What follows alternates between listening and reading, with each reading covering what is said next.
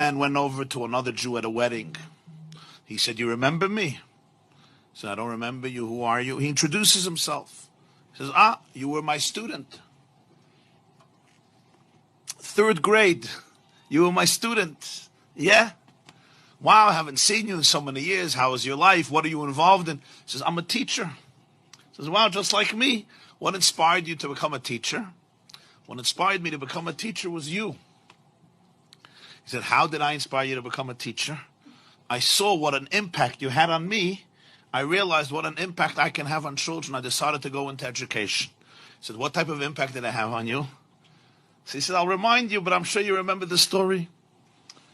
There was one day that one of my friends got himself, his mother or father bought him a beautiful wristwatch, and I dreamt for a watch, and I didn't afford one. So I decided to steal his watch. He had it in his pocket. I took his watch, I stole it. He came into class, he saw that somebody stole his watch. He came complaining to the teacher, somebody stole his watch. So you made an announcement. Whoever took this boy's watch, please return it." I was too embarrassed, and I didn't want to return it, so I didn't return it. So you locked the door, and you said, "I'm going to have to line everybody up and empty their pockets in order to get back the watch." And that's what you did. And I thought to myself, this is going to be the most shameful moment of my life. And then you said, "All boys line up at the wall, but I want everybody to have their eyes closed. Everybody's eyes must be closed." And you went from pocket to pocket, and everybody's eyes were closed. And then you came to my pocket, and you found the watch, and you took it out, and you went through everybody's pockets with everybody's eyes closed. And then you said, "Okay, everybody can open their eyes." You gave the watch back to its owner, and you never ever said a word to me throughout the entire year. You never mentioned the story. You never mentioned the episode.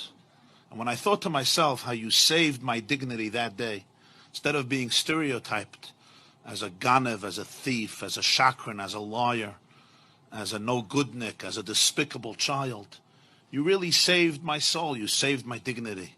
And you never mentioned a word, not only to anybody else, not only to the owner, but even to me. It happened, it's over. I understood the message. And when I looked at that, I saw it. I said, wow, this is what a teacher is. This is what a real educator is. This is what I want to do with my life. And therefore I went into education. The teacher is listening to him and he says, wow, that's amazing.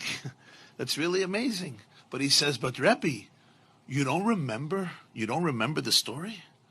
Like when you see me and you hear my name, I'm sure you remember the story that I stole the watch and what you did, and you didn't want to embarrass me, so you had everybody's eyes closed. And I'm the person, he says, actually, I don't know. I wouldn't know. I wouldn't know the story. He says, why not? Like, it's a pretty dramatic story. He said, because I also closed my eyes.